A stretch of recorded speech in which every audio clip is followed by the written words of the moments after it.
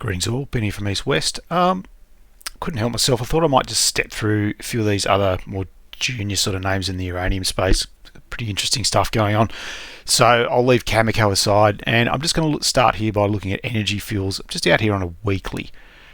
So the first thing I'd look at, just as I bring the Ichimoku cloud in, is that we're on track, barring a disaster. On Friday session, we're on track to have a weekly close through the cloud. So that to me is always a pretty good sign. And what it means to me is that enough time has gone by that we've digested this correction, and that now we're ready to sort of move on a little bit higher. Now the next thing I'd look at, obviously we're running into, and we're just sort of challenging these old resistance areas at the moment, and obviously it looks pretty good to break.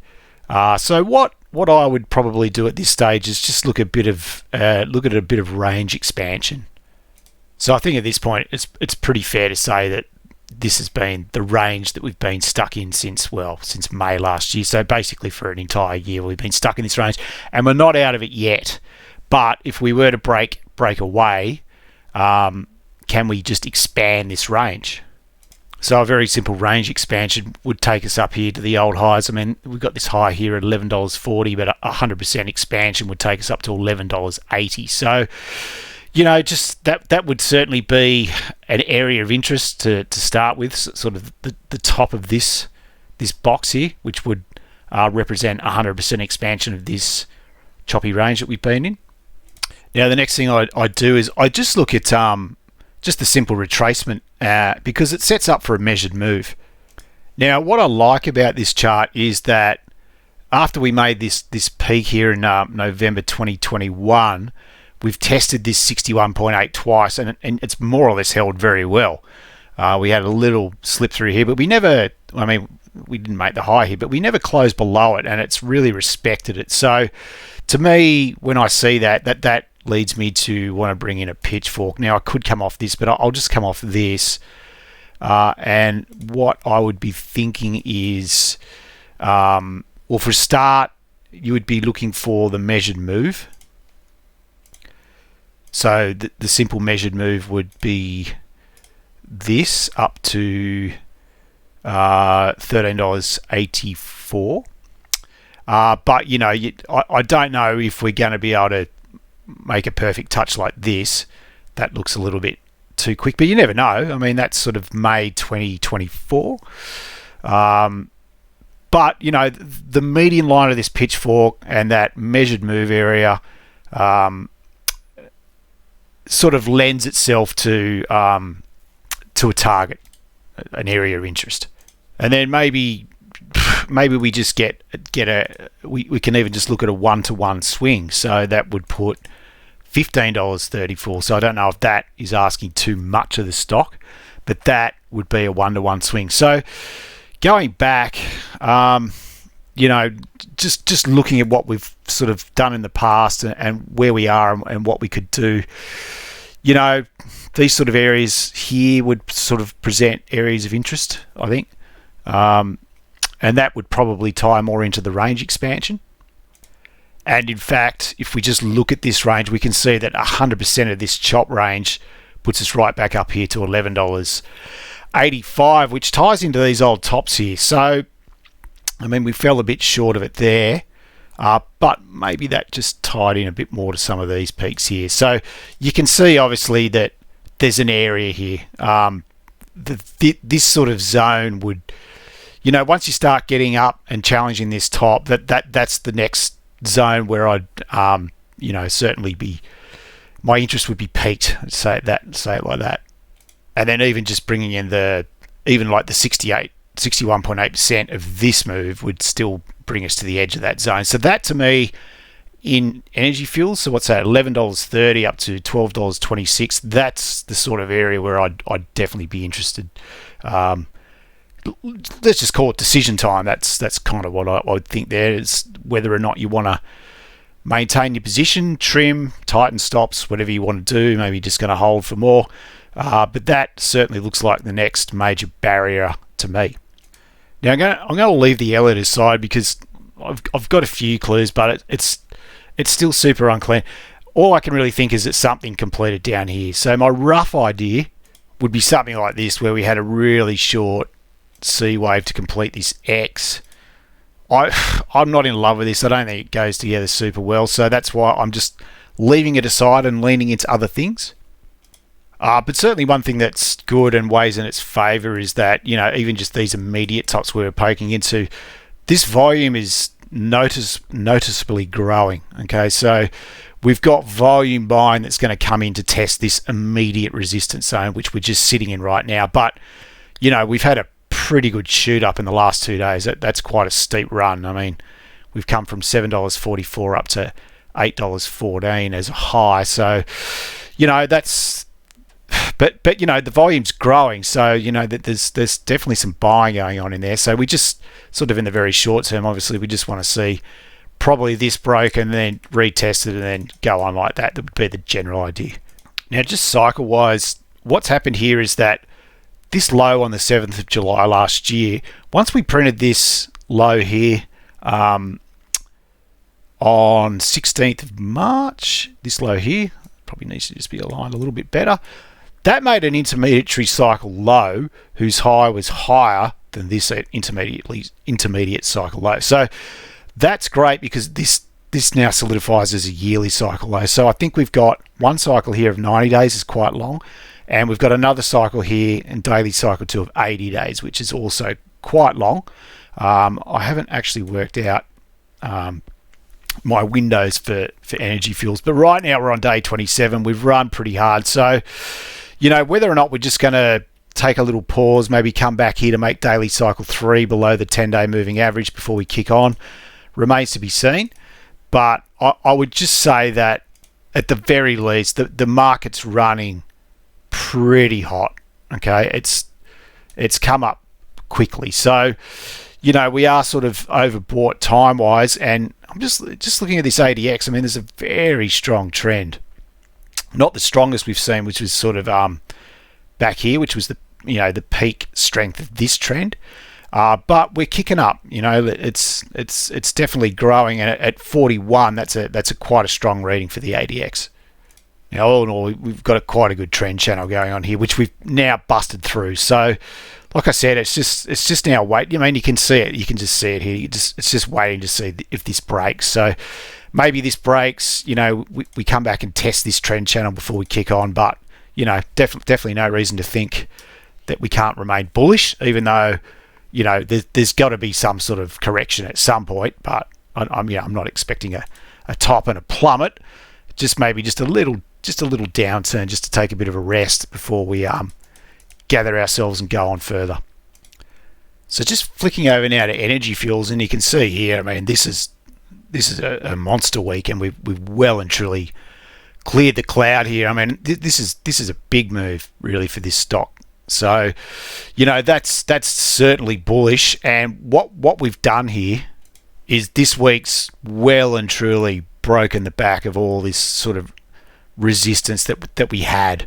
Even though it only got tested here, but certainly, it's pretty obvious to see how well the support here. You can see all these tails here that the support came in, but now that we're well and truly through everything, I mean, this is bullish. But obviously, with a word of warning, I mean, this is gone. This is pretty vertical, so the chances of a correction.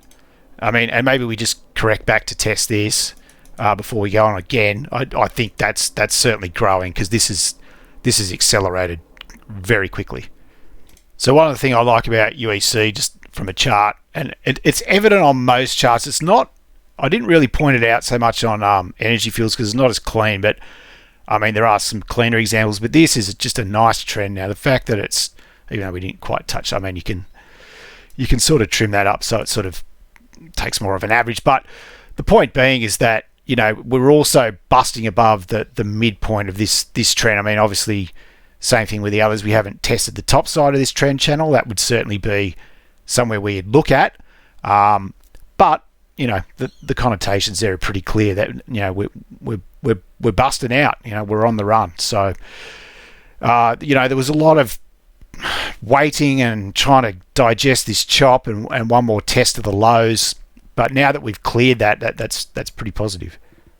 Now the other pleasing thing, of course, is that we can see here this sort of on a daily now, but this sort of rip has given us a really good volume pump as well. So I mean, we had one here, we ran out of steam, but you can see you can see actually with the moving average, it's just growing. So the interest is coming in, and now that we've cleared all this resistance, once again, that would be the key, is just letting this sort of come back and test before we might move on a bit further.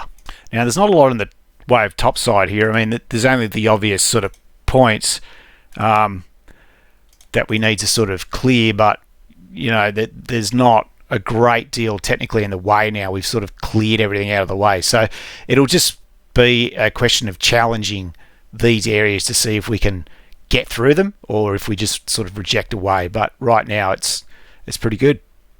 So really I don't have a lot to say about this in an Elliott sense, other than just here in the very short term there's some interesting stuff.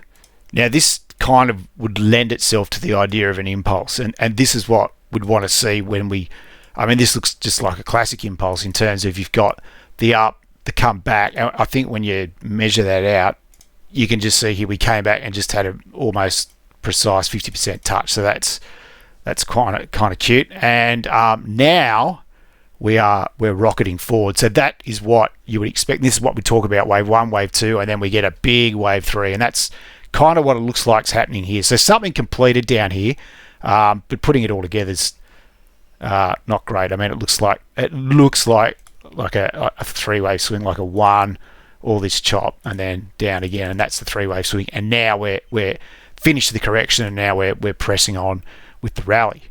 So I'd kind of leave this base channel here, because I would sort of think that, you know, there's potential we come back and sort of test this before we go, and that's how we would make 5 waves up like that. That would be a classic sort of telltale sign, but this was steep, so you'd expect this to be quite shallow, so it might take a bit of time, but that remains to be seen. We could go further, but in just one little word of warning, we've just ticked over 200% of this swing. So, you know, that doesn't mean that it can't run a bit further. I mean, the fact that it's gone this far would make me think that, you know, it's definitely got the potential to reach up to the 261.8, which is just above $6 before it corrects. But time will tell. But it is certainly a very steep move. So, you know, don't be disappointed if it does correct. In fact, you probably do want it to correct, because that would be much healthier price action for the market if it could just gather its senses, accept these areas, potentially come back and just retest some of this. You know, if it sort of chops about a bit, as in a wave 4 and then goes up in a wave 5, well, that would be fine. But obviously these old resistance levels that we've now cleared, we had a little bit of congestion here, but they remain the key support going forward, I'd suggest, along with maybe just bring in that trend channel there.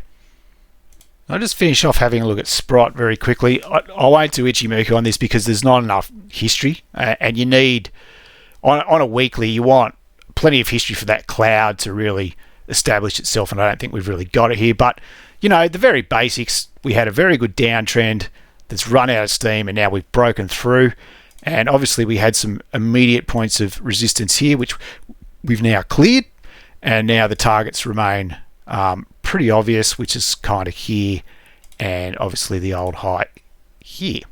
So, you know, that they would be the first point of call that I'd be looking at to go up and challenge those. I mean, that's pretty obvious. We do have a gap there, which is a little bit of a warning. We might need to come back and fill that.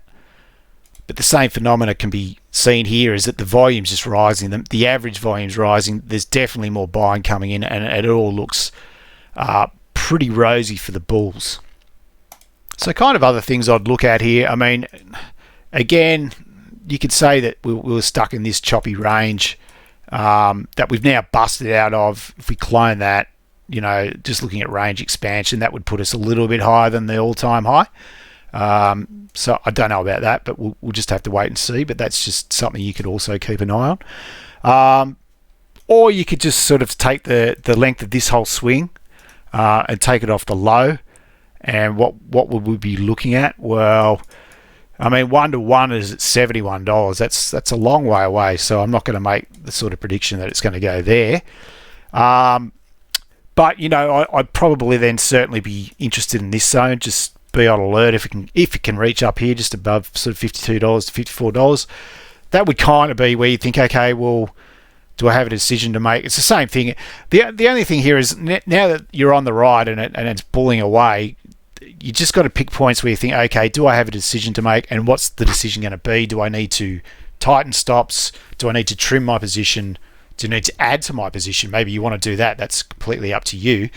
But all I'm saying is it might just be areas where if you've just bought and held, that you might want to start to think about fashioning some sort of plan about how you want to deal with your position going forward to maximize your profit. So the last thing I'll just quickly look at here is we've got a good uptrend going, an uptrend line going here. And obviously in terms of tops, we have only got one that's really tested any sort of trend. But what I did is you can take the trend channel and fill in the Fibonacci ratios. 25 there, probably don't need it. But we stopped on the midpoint here, and now we've just busted through. That was yesterday. This is today's price action. So now I'd just be looking at these. The 61.8, you'd want that to clear next. What's that at? It's currently at $41.26. And then up here to the old top, the old swing high here. So maybe that's just going to pin a little bit higher, but just these levels as it permeates through. If we could sort of just break, if we sort of chop, if we break, that just looking at something a little bit different as to just guidelines as to how the market's progressing. But as things sit, well, it's just pretty clear and obvious that we had a very good downtrend that we've broken. We sort of chopped it a little bit, and now we're just pushing away. So, yeah, on the way back up here now, we've cleared the 61.8, which is great. So these old retracement zones, just in the short term, look, this looks like the next area to beat. In terms of, look, we sort of, you can see how. If we just go back here, you can see how the market just sort of responded to this old area by just pausing and taking a breath. And maybe the same thing happens up here. But right now, while we're on the charge, I probably wouldn't do it off that one. Maybe off this. I mean, I wouldn't really apply Elliott to this because it's pretty choppy. I think it's just a basic trend analysis and, looking at old support and resistance levels and just picking it out. But also just beware this gap, because I think that will need to get filled in at some stage in the near future. So finally, just quickly looking at the cycles, and it's much the same as energy fuels in terms of we've had a yearly cycle low, and now we've had our first intermediate cycle, and now we're charging through putting in our second intermediate cycle. So the one thing here is when you look at the ADX, it's really taken hold, and a reading of 47 means this trend is, it's very well established, but the same thing, we're running hot. So just be a bit aware that there could be a little bit of a correction in the offing, which we sort of got here. I'm not saying that this is going to plummet away like that, but certainly that doing something like this a bit before we go higher, that's got to be a possibility the way it's run. But if that does happen, that's fine. In fact, I think you probably want to see it. So we've had some long cycles here. We've had 76 days and 79 days. Right now, today's peak marks day 27. So whether or not we get a little downturn just back towards this MA, remains to be seen. But that's what whenever I see a market that's just ripped up like that, I do expect that there's going to be something coming back the other way just to stabilize the market, because the problem is with these runs, it's great, but when it does that, the chances of it doing that accelerate. Okay, what you want to see is kind of steady building block, steady swings where the market just digests the price, works out the buyers and sellers, and progresses in a series of upward swings rather than just going straight to the moon like that, because that will become a problem where people get trapped and everyone looks for the exit at the same time, and that is where that'll happen. So that's what we want to try to avoid. We just want a nice steady build. Right now this is a little bit too steep, so I'm thinking it will come back. All right, I'll just leave it there. If anything else pops up, it's a bit of a longer video, but if anything else pops up of interest, I'll post something else. So thanks to everyone who watched. Give it a like and subscribe if you could, and yeah, maybe I'll produce some more in the future. Okay, good luck and see you later. Bye.